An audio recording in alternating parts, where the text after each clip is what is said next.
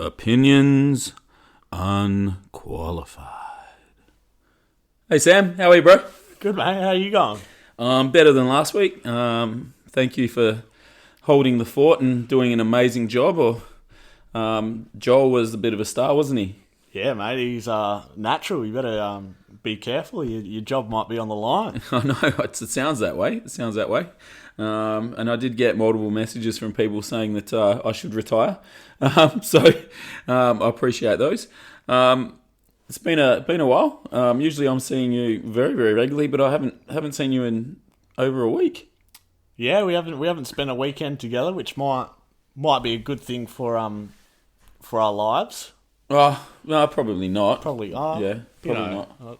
I guess keeps us sane. I actually thought it was going to be good for my wallet, but the reality was I had a 50th on the weekend, and it's crazy to think sort of now I'm going to 50ths. You know what I mean? So I remember being a kid and you know when your parents turn 30, and you're like, man, 30's so damn old. And I'm well past 30 now, but you know, and you think, oh, mum and dad are going to a 50th. Damn, that must be the most boring party in the whole history of boring. But to be honest with you, man, it was a time, eh? Sort of went out and I played a game of basketball. We won that. And where was it at? I went to a place called Tiny's in the city. So it's off Milligan Street. It's actually hidden. It was quite difficult to find to start with because it's like St. George's Terrace, Milligan Street. And there's like a weird sign. It doesn't say Tiny's. Yeah. But we found it. But yeah, really nice venue. Beautiful shaped bar and good company. And I had in tribute to you, I had a couple of Long Island iced teas. It didn't cost me $15 like the Burley, but not the Burley. Brass Monkey. Brass Monkey. Yep, sorry. I was living in my Bunbury days then at the Burlington Hotel. So shout out to anyone from down that way. But yeah, it didn't cost me $15, but they were nice. They stung you a little bit more. Oh yeah, they were a little bit more expensive than. Taste good? They tasted incredible. I don't think you can have a bad Long Island iced tea. No, neither do I. I think all the combination of that much alcohol is always a good thing. Yeah, you can't. I don't know. I've yet to have a Long Island iced tea where I'm just like, damn, this sucks. Do you know what I had after the Long Island? I had 2 Long Island iced teas, and they ran out of the stuff to make them. Gee, you drank the bar dry real quick. Well, there's a few of us having them at this party. It was my idea to start with, so I'll be the trendsetter there. I had Dark and Stormies. Dark and Stormies. Yeah, Dark and Stormies. Very classy. Yeah, it was. They were quite nice as well. And I think that was just spiced rum and ginger beer. Oh, ginger beer? Yeah. I think so. What's the one with the apple juice? Maybe it has apple juice. I don't know. No, that's old-fashioned. Old-fashioned. I think. Yeah, old-fashioned has the apple juice. Yeah. Yeah, well, see, I was on the vodka, lime and sodas on the weekend. I said I wasn't going out, but I ended up going out on the Saturday. And I had a few vodka, lime and sodas and then decided a tequila shot would be a good idea and then decided just to double park myself on vodka, lime and sodas. Yep. And it was a time as well. I can't say it was a bad night, but you know, sometimes I wish that I wouldn't get carried away sometimes. Man, the issue, and I started on tequila shot as well because that's what we had. The first drink was a tequila shot because he loves tequila for his birthday. Yeah. But sometimes you just wake up on the Sunday and you're like, well, I have to check my bank account. We'll never do that. Yeah, and then it's sort of like, well, damn, I wish I didn't check my bank account. And you think, oh, that was a good time, so it was worth it, you know? So my rule is don't check your bank account until payday, your next payday. Yeah. Because then it makes you feel a little bit better about yourself. Yeah. Well, you must be more loaded than me because I'll have to check it to make sure I don't run out of money. So, yeah. So, some exciting news through the week. And you told me about it as you walked in today about our current number of players. Yeah, we've hit the big 1K, 1,000. I think we might be a little bit over it now. But 1,000 plays over all the platforms except for YouTube. But everything else, which is a pretty big number for. Well, this will be podcast number 16. So to have 1,000 plays is pretty good, really. I'm quite happy with it, to be honest with you. Yeah, I think the fact that we've got to such a big number within that amount of episodes just spins me out a little bit. Starting from very, very, very humble beginnings and still living in those humble beginnings. I definitely feel very thankful that we have people listening. So thank you very much. And as we've said over the time, there's people from all over the world that are having a listen. So I thought that was exciting. Another exciting thing that happened to me this week was COVID testing. Oh, yeah, right. And thankfully, I don't have the Rona. But what I wanted to talk about, and because I've had 3 people within my basketball team get tested for COVID because they've started to feel a little bit sick. What do you think is it like self-discipline to go get it done if you start to feel a cold, or do you think it's people's employers that are telling them to go get it done, or is there like some sort of social, like this unwritten social law that if you feel like you've got a flu, you should go get tested? Yeah, I think it's probably a bit of both. Maybe in fact that your workplace is probably telling you, if you're sick, you're messaging us, say, I can't come in today, I'm feeling a bit down. They probably say go get yourself tested before you come back, or something like that. Yeah. And then also probably a bit people probably think that if they feel like they got the flu coming on or something, they better go get themselves tested. Do you think people in Victoria are doing that? It doesn't seem like it. I don't keep up with current events too much, but from what I hear through the grapevine, it doesn't look like they're doing too well over there. Yeah, no, it doesn't. Now, we're very fortunate, as we've said previously. Actually, talking about that, didn't they say that they had, they went over to people's places and there was they went to so many people's houses and there was a huge number of people that were supposed to be in lockdown that weren't home? Yeah, so they were saying that only 1 in 3 people that they went and checked on were home. 1 in 3, so 2/3. So a lot of exercising going on. Yeah, or going for a walk or whatever. Interesting story. My brother-in-law lives in Melbourne, and Jacinta gave him a call, and he was gardening. Mm-hmm. And he had his whole family at the front, all wearing masks. Yeah. Gardening in their front lawn. So, and we go, well, you're gardening, you're at your own house, do you have to wear a mask? And he's like, if you are in your front lawn, you have to wear one. You're like the public. Yeah. But in your backyard, you don't have to. Yeah, which right. sort of makes sense. But why, if you're in front yard, unless you're 1.5 meters away from someone, you're not giving it to anyone, are you? No. What do they expect? Some random to run up to him because he's in his front yard gardening and just be like, bah! In his face, Yeah, a lot of these COVID rules are very interesting. I know there's a few where it's even watching the NBA, right? When they're in this bubble. Yeah. Coaches are wearing the face masks. Not the head coaches, but the assistant coaches and trainers and whatnot. They're sitting all spaced out on the bench, it's not one bench. Yeah. But the players are all sweating over each other and whatnot, and obviously the coaches have done their 2-week quarantine and all that. So why are they wearing masks and then giving players high fives anyway and stuff like that? It's just weird. Why they're doing it, but at the same time, it's if someone's wearing a face mask but then high-fiving people, that's still contact, isn't it? Yeah, it is. Yeah. It's still contact, but it depends if you have sneezed or coughed into your hand. Yeah, that's right. where that's why you have to sanitize your hands and wash your hands and different things. But if they're in a bubble, everyone's there's been there for a period of time. No one has it. No one else is allowed into the community. Yeah. At all. Then it doesn't appear from nothing. No, and it's the players are still spaced out as well on the bench. So they're spaced out on the bench when they're subbed out, and then when they check in, they're rubbing shoulders with their opposition. Yeah.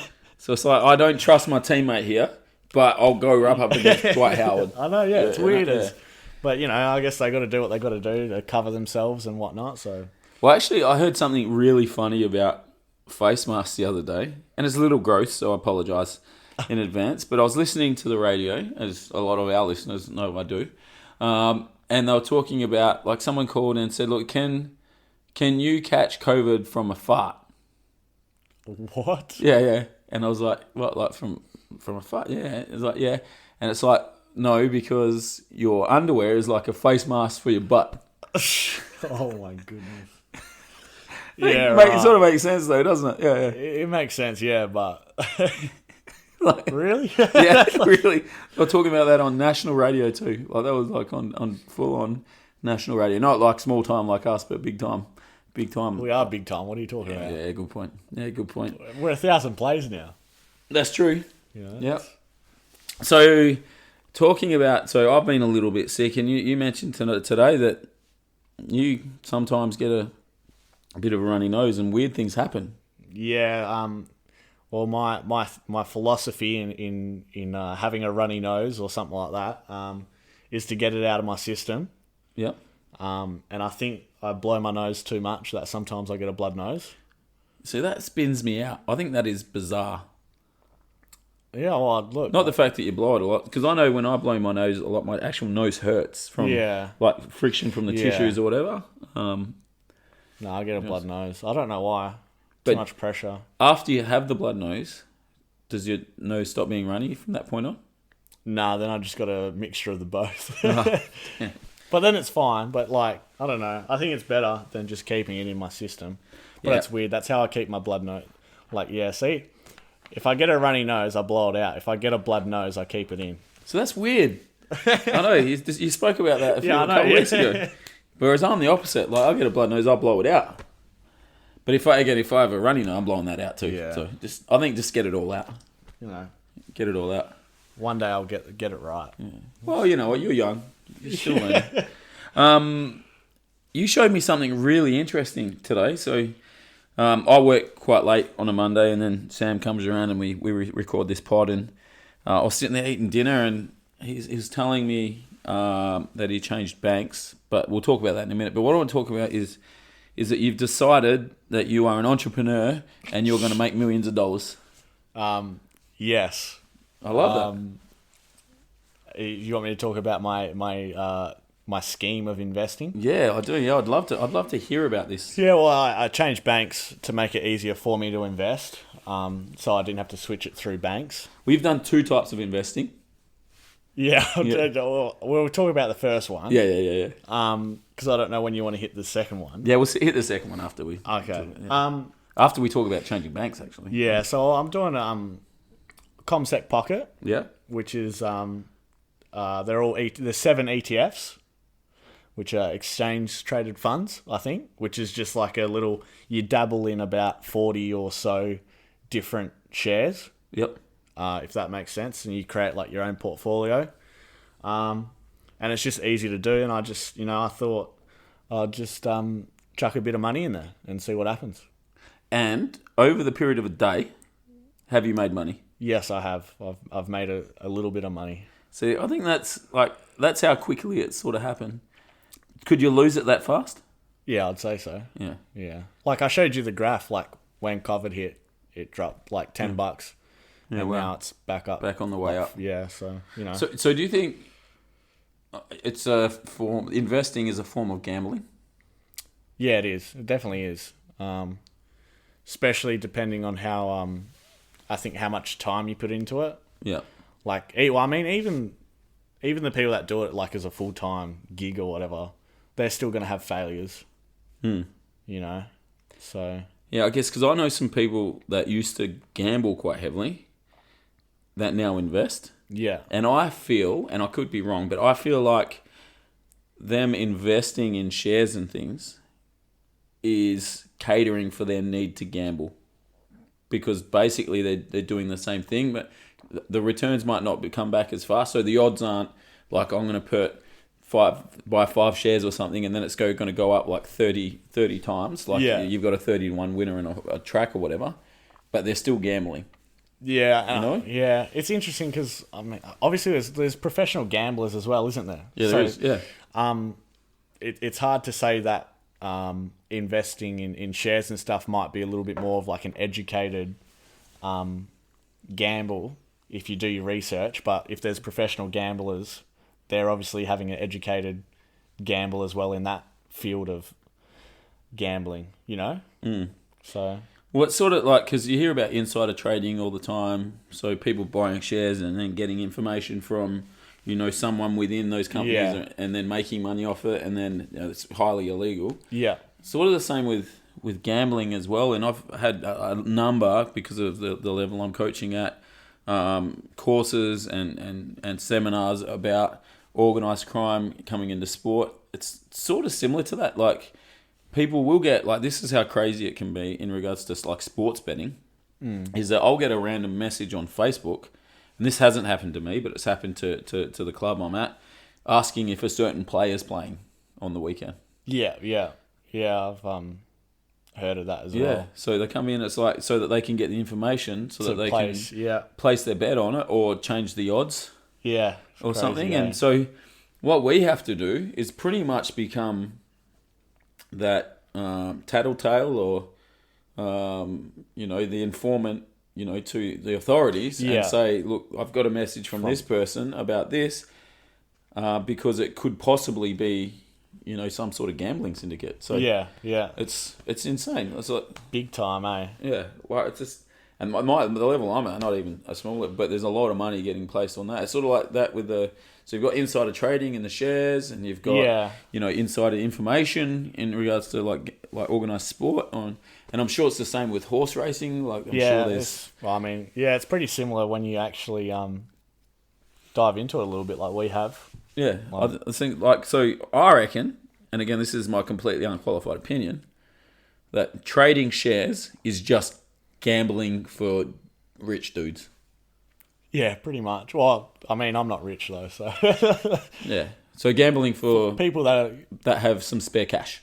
Yeah, something like that. Which they could just go and gamble, I guess. But yeah, so maybe it's safe. I don't know if it's safe. It'd be interesting to get people's thoughts on if, like, trading shares. So say you have $1,000, and you're gonna either gamble it, or you're gonna invest it in shares. What people think they'd make more money from. Oh, that would be interesting. And there's no time frame on it. It could be like, maybe it's like the slow grind with the shares. Yeah. Because you might lose less or make more, Yeah. It's interesting. I know a bunch of people so that might be an interesting conversation to get someone in and talk about. That would be cool if we could get someone that's into all that kind of stuff. Yep. One of them. That'd be cool. So we've obviously spoken briefly about your first investing, and obviously our conversation just then leads into your second line of investment and another reason you changed banks. Yeah, my previous bank didn't allow me to gamble, which props to them is probably a good thing. Yep. And if you do have a gambling problem, sign up to the Bank of Queensland because they don't let you gamble. Yep. But yeah, I signed up to Ladbrokes so I could get some betting going on on some sports, but I put myself at a $20 a month limit to deposit money into. And then, to be honest with you, I don't really actually like gambling that much. Like, even now that I put the $20 in there, and then I look at stuff like what to gamble on, I kind of get scared a little bit. I'm like, I'm not sure I want to, I don't know if I want to do that. And then, but for people listening to this, I'll be buying Long Island iced teas if LeBron, AD, and Nikola Jokic score 30 points combined by halftime. Okay. Because that's at $2. That's what we want. Sorry, everyone. Nixie's trying to get a little heads up on the football. If you heard that. I do not have a bet on this game either. One thing I've noticed about people that gamble is you always hear about their wins. Like, you always hear about them winning, but you never hear about them losing. Yeah, you never talk about your losses, do you? Yeah. That's the thing. Like, if you're going to brag about winning some money, you should probably be the same when you drop a couple of bucks. Yeah, but that's life, isn't it? I don't know. We've spoken about this before. People want to hear the bad news. They don't want to hear the good news. People do want to hear that. Yeah. I don't know. Well, people like to talk about their own good news. Yeah. Well, that's true. Yeah. And I mean, if you get a nice little win, It might be exciting, and since that's money that maybe you didn't expect to have, it could be a large night with the boys or something like that. So, well, that's true. That's true. I remember I had a night once. Well, when I was young, early 20s or late teens, and I had a couple of pretty big wings at the casino, and that was a really good night for all the lads. But then I've had my mates win, and they haven't bought me a drink. Oh, it's terrible.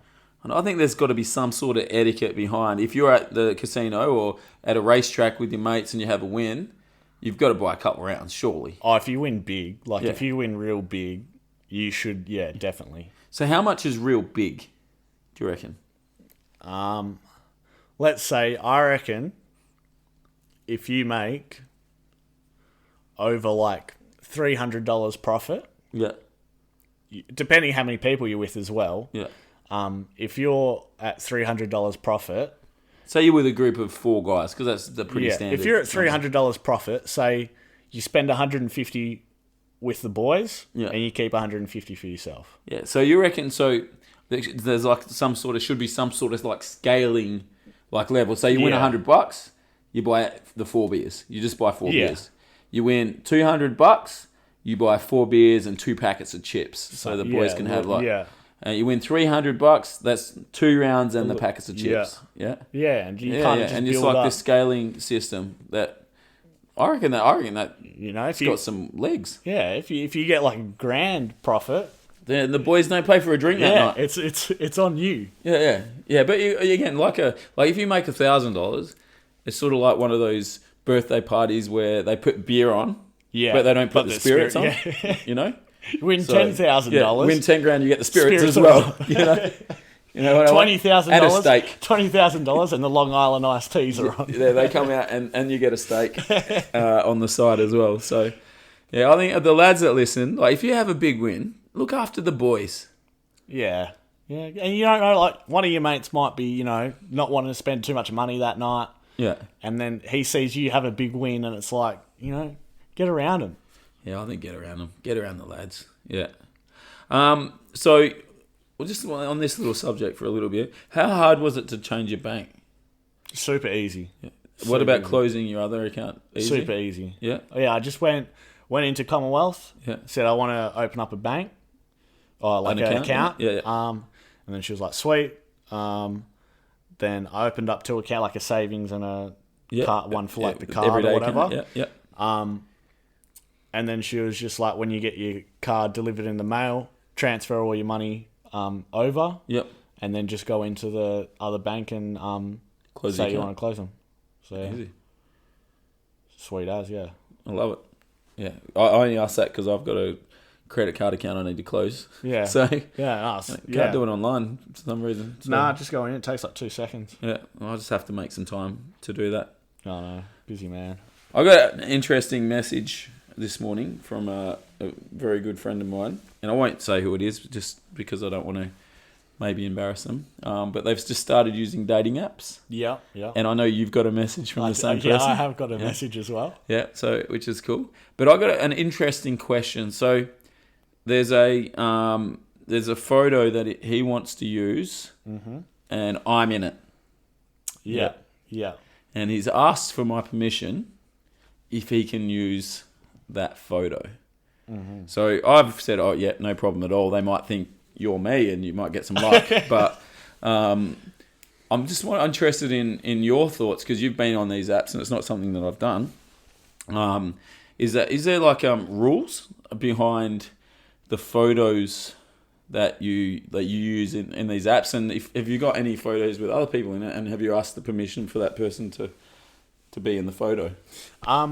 I think there's no rules or to say. I think the main thing is, if you do have a picture with someone or something, maybe ask them or something, especially if they're in a relationship or something like that, and stuff like that. Probably doesn't hurt to ask them and whatnot. And if you do have a photo with someone, or some people have lots of photos in groups, and it's maybe then you've got to make it clear who you are. Then you use your bio and say, I'm this dude, or I'm that girl. Yeah. But But I don't think there's too many rules, really. Do you think that some girls, now I don't know, would have multiple photos with the same friend who's hot with them, so that people think that they're the hot chick? They might do. They might do. I mean, I wouldn't say that it hasn't been done before. Let's just say that. And there's a lot of tricks to the trade. I don't dabble in any of those. I'm 100% authentic. But yeah, it is interesting to see. I guess there is a bit of an etiquette and to see how people flirt with that line of yeah. You can do a lot with an angle, can't you? Yeah, there's a lot of things that you can do and whatnot. So it is interesting. But yeah, you know. And so, like, say, like you're a single guy, newly single, and you've got a really good picture and you love it, and there's a kid in it. Yeah. What do you think, like, behind, and it's not your kid? Yeah. Or even if it is your kid, I guess. But yeah, I think if it's not your kid, you definitely want to get the permission of whoever's kid it is. Yeah, I agree. Yeah. And then, I guess depending on what that person says, you either, if they say no, I don't want it on there at all, then you might say, oh, like, I'll cover the face. Yeah. And maybe then they'll say, I can work with that. But obviously if they say no's no, no. But then if you do use that photo, you might want to make it clear in your bio and say that photo's not my kid, or that's, Yeah. But yeah, I think that's how I'd go about it. Yeah, I think for me, it would be, like, say it was one of my Bambinos, I'd be like, yeah, nah. Like, fine for them to be in it, but, cover their face up so that my kid's not on a dating app, Fair enough, yeah. I think I'd sort of I'd be that way, or, learn how to crop. Could crop, yeah, but sometimes that ruins your photo quality, I think. Yeah, because it could get pixelated because it's like zoomed in. Yeah. So I get that as well. Just cover the face probably, I'd say, and maybe just in the bio, or maybe get like a dog picture off the internet.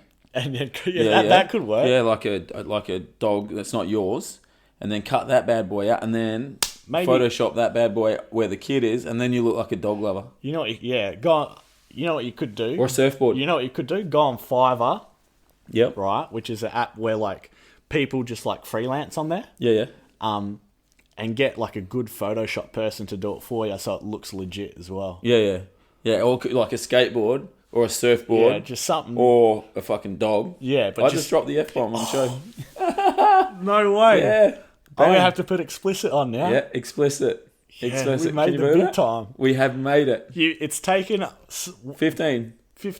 Yeah, so I just Podcast 16. I just needed a week off. And you've forgotten our values already. Yeah, done. I'm done. So there you go. A little education there for the people. Nixie swears sometimes. So anyway. So you just like a skateboard or something, and I think actually it's a better idea than like a smiley face. Yeah, that probably would work a bit better. And talking about that, since I got a message as well. Yeah. Do you pay for premium or not? So what does premium give you? Because again, I'm very raw to this stuff. So the thing about dating apps now is they're very commercialized. Yeah, they've made it to a point. Not that you need to pay for it, but you need to pay for it. No, you don't need to. But all the stuff that used to be free, they've now monetized and put algorithms in to make it a little bit harder and whatnot to match with people or whatnot. And I got the question, is it worth it to buy that premium? Which you get a couple extra features, you get to see who likes you straight away, all that kind of stuff. And I was like, well, do you pay? He was like, do you pay for it? And I said, no, you just battle it out for free. Yeah. It might take longer, but eventually you're gonna Do you know, I reckon, how they'd get more people to take up the premium offer, though? How? So you know how you go to, KO is a perfect example. So KO Sport, they're like, try 7 days or 14 days for free. Yeah. And then you sign up. And then if you're like me, just so lazy that you don't even you don't even cancel it. So now I'm paying for KO because I can't be bothered cancelling it. And I am using it tonight to watch the footy, but that's how they'd get people in. So here, you can have it for free for this period of time, and then you set up some sort of because to get it for free, you have to give your payment details. Yeah. And then cancel before this date, and then you won't get charged, and then people just wouldn't cancel because they get used to having those extra features. And then, Because I imagine, well, I hope people like this, that once they find someone on the app, then they delete that bad boy anyway. Yeah, you get off. You get rid of it because you've found what you've wanted the app for. Yeah, so I don't know. Yeah, it's interesting. Yeah, you can always cancel your subscription, I guess, or whatever they call it. Yeah. But I guess there's times. I mean, sometimes maybe if you're traveling or something like that, and you want to swipe through a lot of people in one area. If you're only at a place for a couple nights or something, you want to swipe through a lot of people, then maybe you dabble in that $20 thing just to $20 for how long? Yeah, for a month or something like that. I think. Oh really? Yeah. That seems like a lot to me. Yeah, it's a lot of money. But then if you're going on a month holiday to different places, that $20 to meet some Nice more people that you might not like-minded people. Yeah, that you might not meet somewhere else, or if you were there without it. Yeah. So I guess it all depends on your situation and what you want to get out of it and whatnot, isn't it? So your advice was just grind it out, bro. Just grind it out. Yeah. Yeah. Going on holiday, maybe. Yeah. Maybe indulge. Not going on holiday, well, they're going to be here for a while anyway, so one day you'll match with them. Yeah. If they're there. Yeah, it's going to... And you're meant to find them. Yeah, you eventually get there. So. Yeah. You do believe in that sort of stuff, like fate, like things happen for a reason? No, I think a little bit. I do like to, yeah. So, not love. Not love? You don't think love happens? Nah, maybe. I don't know. I just haven't found my fate yet. Yeah. But I do, in general, terms of life, I do think some things do happen for a reason. Probably, not really, but I think it's cool to believe in a little bit. Yeah, well, I think about little things. So, for an example, when we first met, and it would have been 9 years ago, and you were a young buck or whatever, and, we just met I think I met you at a party first up. Yeah. I think, Breakwater. Yeah. I think. Yeah, and,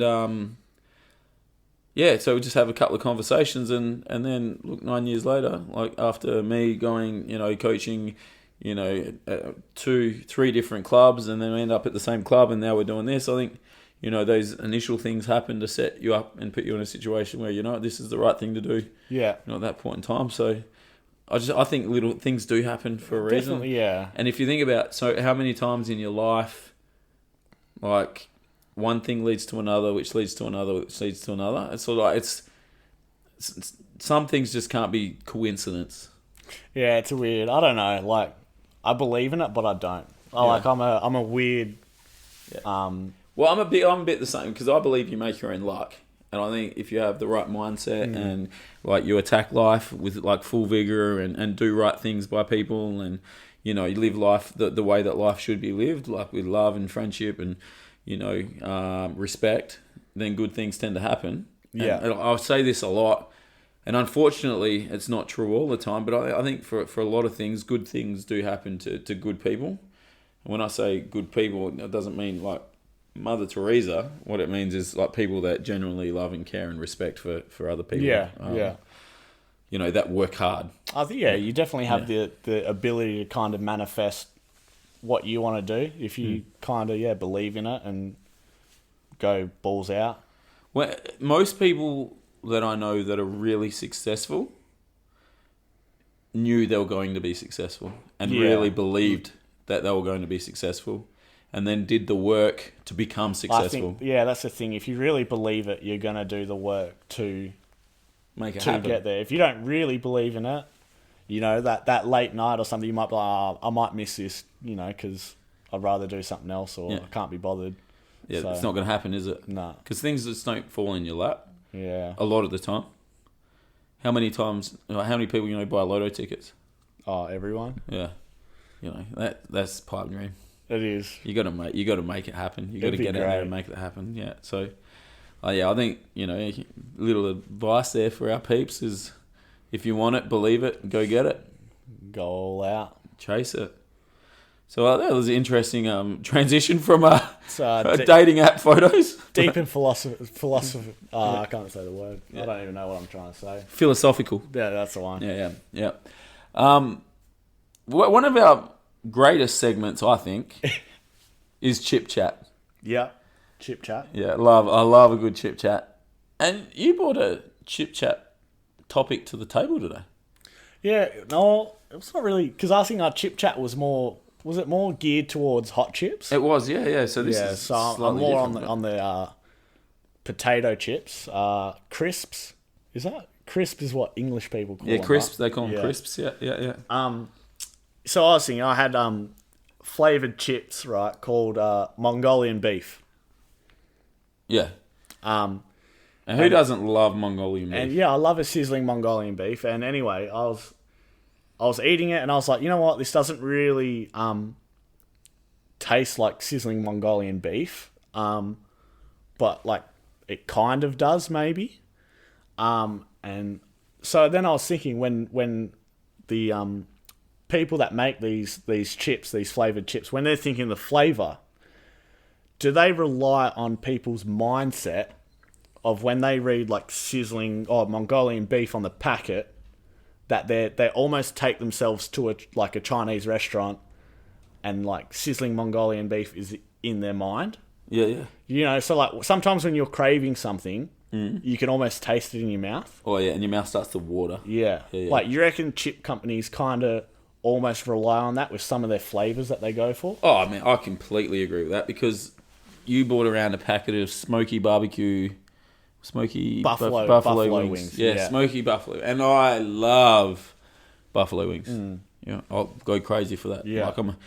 Like anyone that knows me knows that I love the chicken, and I smash wings. So, and then I had the chip, and the chip was delicious. It was a really nice chip. I agree, but it didn't taste like buffalo wings. Like, not at all. Like, not even a little bit in my mind. So I think they draw you in with what it's called. And yeah. Because it tasted more like, rather than smoky buffalo wing, it tasted like a barbecue chip. So a Thin's barbecue chip? Yeah. Sort of tasted like that. Just like a little tweet. Yeah. And like, talking about like barbecue flavoured chips, like you have a Sandboy barbecue flavoured chips, and then you have a Thin's barbecue flavoured chip, and they're completely different. Yeah, So, they are. Yeah. So, which barbecue flavour is actually the barbecue flavour? What even is barbecue flavour? No, that's like, What is on the barbecue? Well, it depends on, like, are you cooking snags or are you cooking crayfish? Yeah, like what? Or am I just scraping off whatever's been cooked that's burnt onto the plate, and that's the barbecue flavour? See, that's what, yeah. So we come accustomed to a barbecue flavour. And I tell you now, Sandboy barbecue flavoured chips are the only barbecue flavoured chips in my mind.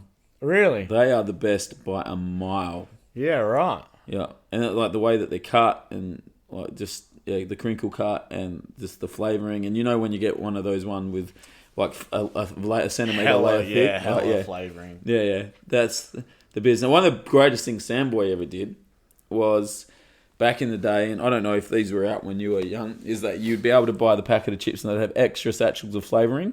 No, I don't think so, no. Yeah, so you'd get extra satchels of flavouring, and you could open them up and put them on the chip, so you could get double flavour.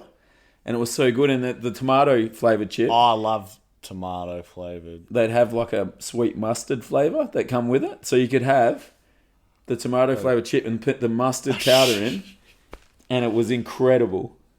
I wish I could have tried that, to be honest with you. It was so good. And Yeah, like it was, like you had those, and then you'd keep the flavour satchels. Yeah. And what you do is you'd eat the chip like you normally would, and it was just like a normal Sandboy flavoured chip. Yeah.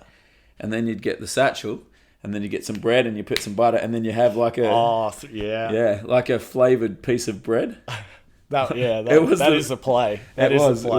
It was really good. Yeah. So, yeah, I think like Sandboy, if you're listening, bring them back. They were so good. I'm not sure how healthy they were for people, but they're still around, aren't they? Yeah, they have not Just the not satchels. the The satchels, and then you get crazy because you're young. Yeah, and then like one of your mates snorts a packet, and then they're like the nose starts to bleed, and like it's all downhill from there. Yeah. And that guy is now a doctor. Yeah, he's now a doctor. Yeah. So you're just young, and you do different things like that. But yeah, so they were amazing. But I think you're 100% right. I think it's like all marketing. Like, what's the cool thing at the moment? Because buffalo wings, like, people go out to get wings now. Yeah, yeah. So they're going to make a buffalo wing flavoured That's chip. true. They're going to hit the trend. The trend. So, I think you're 100% right there. You know? I haven't got a lot of time on this. No, we don't. But what I quickly want to discuss is, say you're in a pub. Yes, I'm in a pub. Yeah, and you're drinking a beer. I'm drinking a beer. And you're with the lads. Yeah. And you're having a time. Yeah. And you listen to the music and you're enjoying it, and you know you're feeling like this is like just the best night, and the vibe is so good, and you're just gonna just have a time. Yeah. And then your ex walks in. Yeah. How do you react in that situation? Look, I don't have too much experience on this kind of stuff. Yeah. I guess it depends how you ended it and how all that situation went. But I'd say it'd always be a little bit awkward. Yeah. Yeah, it might be a bit uncomfortable at times, maybe. So what say? So 2 scenarios here. Yeah. Well, there's probably 3 scenarios. So the first scenario is you get along with them. Yeah. What happens there? If you bump into them, maybe say hi. Do you go out of your way to say hi though, because you do get along with them, and there's like no bad blood, or maybe like because if you don't say hi, can that create some bad blood? I mean, maybe you slightly go out your way, but I wouldn't. Just a short. You wouldn't run over there. Yeah, just hey, how's it going? Yeah, hope all's well. Move on. Enjoy your night. Yeah. Second scenario. Yeah. Shit got real.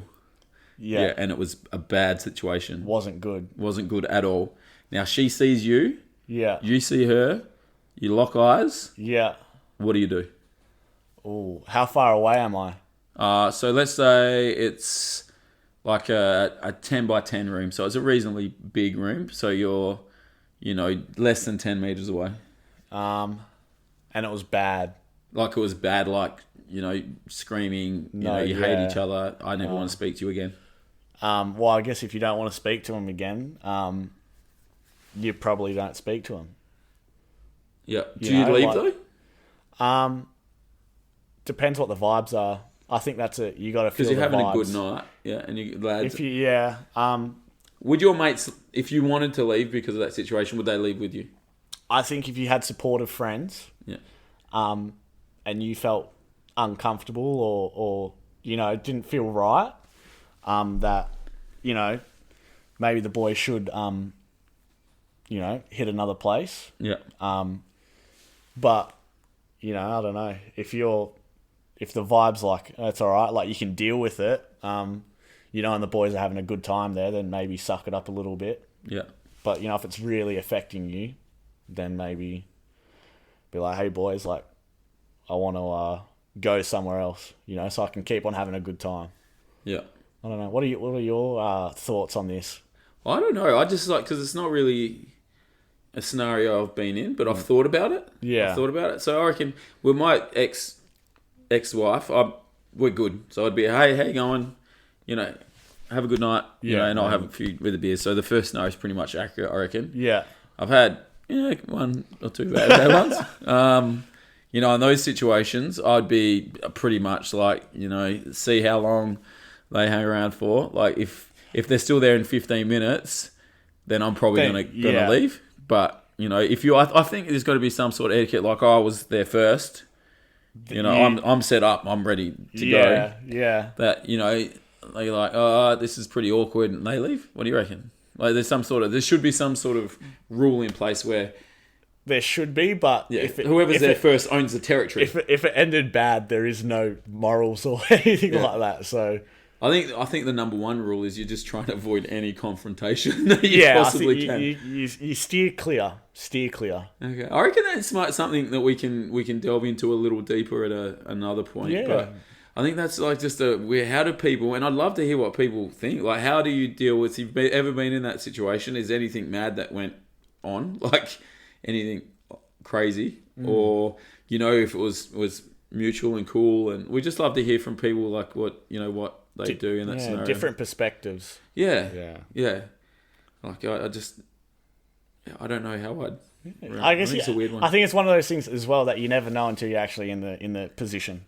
Yeah, and I think if you've got kids, it changes things a little bit as well, because you've got to be, the kids first, and you've got to be quite. I think, you always put the kids first, and you keep that harmony within the relationship. But anyway, talking about harmony within a relationship, I'm back. Yeah, and I think we had a time. Yeah, it rolled on real smooth. And Joel, you can't have my job. Simple as that. It's mine, and I'm keeping it. Not that I get paid anything for this, but no obligation. I enjoy it. This is the Nixie and Sam show. So just remember that it's Nixie and Sam. Yeah. Get around us on our socials and whatnot, and we're going to get some more beer reviews out. We got some more feedback on what to do, so we'll get onto that sometime soon, and otherwise, apart from that, take it easy. Remember, #opinions unqualified. Sure.